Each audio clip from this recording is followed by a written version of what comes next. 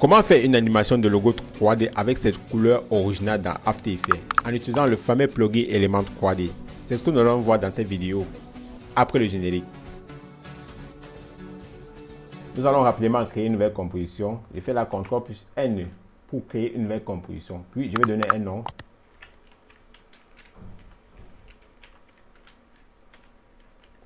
Concernant la fréquence d'image, je vais laisser ça à 29 images par seconde. Concernant la durée, je vais laisser ça à 10 et je vais valider. Je vais tout d'abord glisser mon logo puis le mettre sur mon banc de montage. Et ensuite, je vais dupliquer ce logo. CTRL plus D pour dupliquer le logo. Ce logo qui est en dessous, je vais nommer la texture. Et ensuite, je vais le mettre à pré-composition. Je vais me rendre dans la palette menu Layer. Ensuite, je vais cliquer là sur pré-composition. Vous avez le raccourci là qui s'affiche à côté. Et puis, je vais valider. Je vais cocher également la case de cette palette ici. Cliquez sur OK. Je reviens également sur le logo. Puis, je me rends toujours dans la palette menu Layer. Ensuite, je vais cliquer là sur Auto Trace. Voilà. Je vais laisser par défaut sur Alpha. Et clique sur OK. Parfait. Je vais maintenant masquer tout ceci. Je vais créer un nouveau solide. Je fais un clic droit là. Je clique là sur New Solid. Je vais donner un nom. Je vais appeler là Element 3D. Parfait. Ensuite, je vais me rendre dans le menu Effet, Vidéo Copilot, Element. Parfait. Je vais me rendre maintenant dans Custom Layer, Custom Text en masque. Je clique là, logo Auto Trace. Je ferme la case. Je clique ici là pour la texture. Je viens choisir ici là, Texture Comp. Je ferme cette case. Et je me rends également dans la scène de Element 3D. Je clique là sur Scène Setup.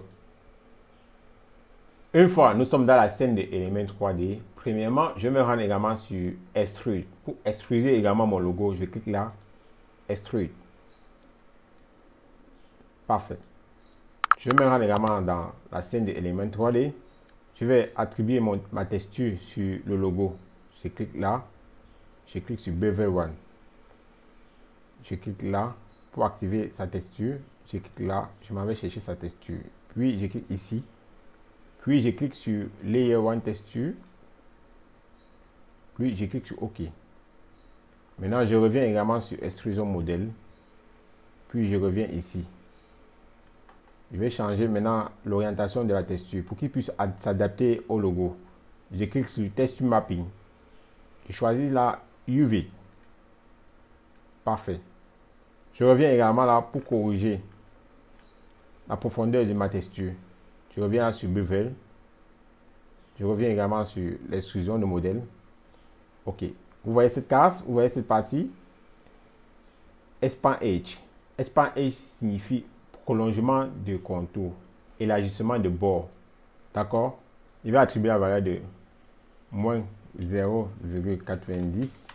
Nous venons comme ça de créer notre logo avec sa couleur d'origine dans Element 3D. Je vais augmenter l'épaisseur à mon logo. Je reviens là sur Extrude, puis je vais donner une valeur. Parfait. Je vais maintenant changer la scène d'environnement. Je reviens là, environnement, puis je vais choisir l'environnement.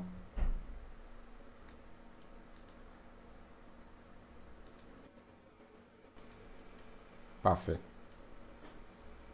Une fois terminé, je vais cliquer sur OK. Je vais maintenant ajouter une caméra. Je vais me rendre dans la palette menu. Je vais cliquer là sur Layer, New, Caméra. Et puis, je vais choisir un preset de focale 35 mm. Puis, cliquer sur OK. Je vais prendre l'outil caméra et je vais changer l'orientation de mon... Je vais changer l'angle de mon logo. Je vais positionner par exemple là. Change encore l'outil de ma caméra. Je vais zoomer comme ceci. Puis, je vais activer sur le clavier la touche P.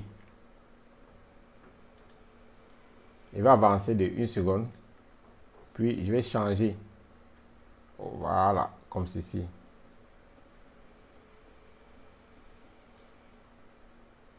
Parfait. Je vais maintenant scinder ma caméra pour délimiter également sa longueur. Je vais me rendre dans Edit, cliquer là sur Split Layer. Oh, pas bon. Et cliquer là plutôt sur Split Layer pour scinder ma caméra comme ceci. Je vais appuyer sur mon raccourci clavier, la touche U. Pour voir les clés d'animation, je clique sur, je vais désactiver ces clés. Puis je vais activer une nouvelle clé. Je vais positionner encore à partir d'ici. Et je change également l'orientation de mon logo.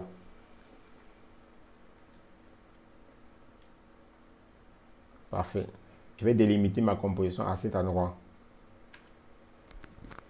Et je vais appuyer sur mon raccourci clavier, la touche 0 pour lancer une lecture.